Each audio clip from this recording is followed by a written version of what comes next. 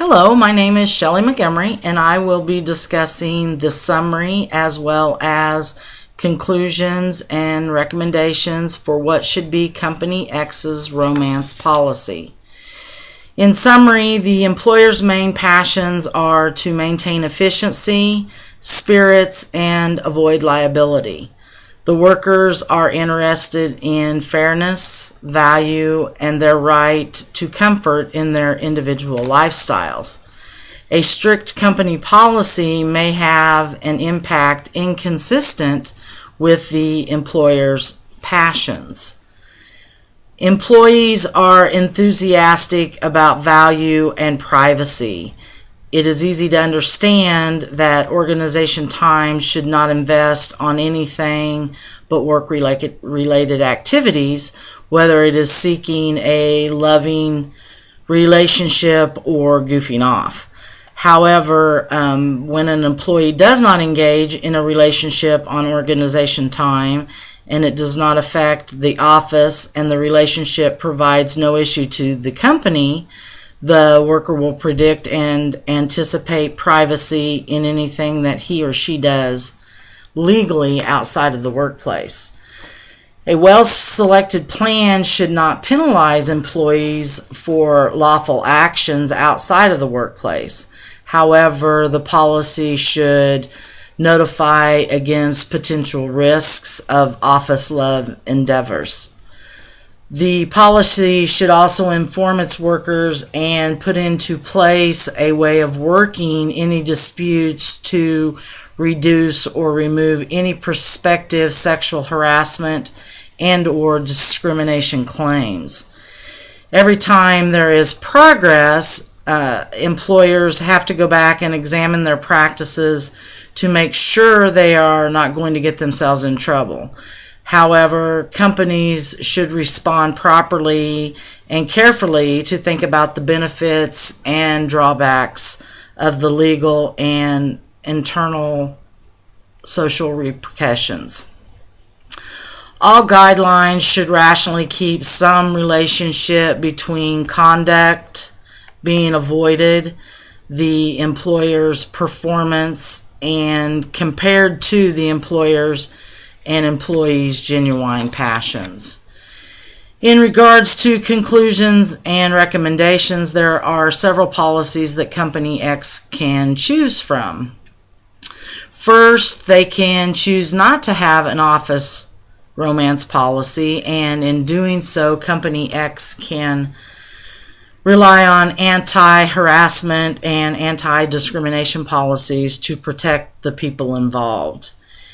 In the event of a lawsuit, one would need to prove that Company X has an effective sexual harassment policy and that the person involved did not take advantage of the policy. Second, Company X may choose an anti-nepotism policy, and this policy states that spouses or relatives cannot work for the same company. It also prevents employees from supervising or directing coworkers that are related to them by blood or marriage. Anti-nepotism is a good policy to reduce favoritism or marital friction, but it does not address an office romance between people who are not related.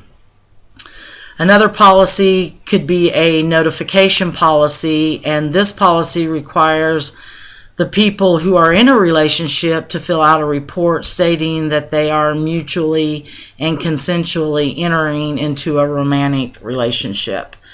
This report will then go to someone in management, and it will protect the organization from claims of sexual harassment, and it allows the company to respond to complaints of discrimination or favoritism by employees who work with either person in the relationship.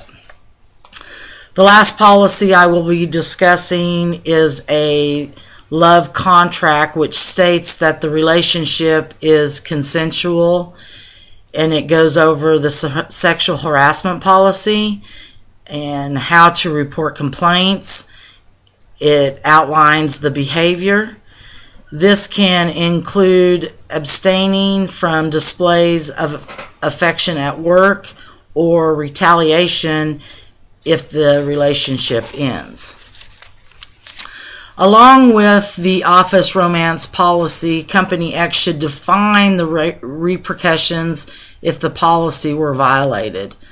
A policy violation could be anything from discipline, transfer, demotion, or termination. An employee could be transferred to a different department, have the people in the relationship receive counseling, have a formal reprimand, fire the employee who broke the policy, or demote the employee who broke the policy. It could put the employee on suspension. The policy should also state that any sexual harassment claims would be dealt with through the proper legal channels, and the company has no tolerance policy on all forms of harassment, including sexual harassment. Incorporating guidelines on workplace romances into the employment policies and publicizing these policies, a company can remove the confusion and, in most cases, the concerns of office romance. Company X should carefully review the options described here and from them develop and implement an office romance policy that fits their needs.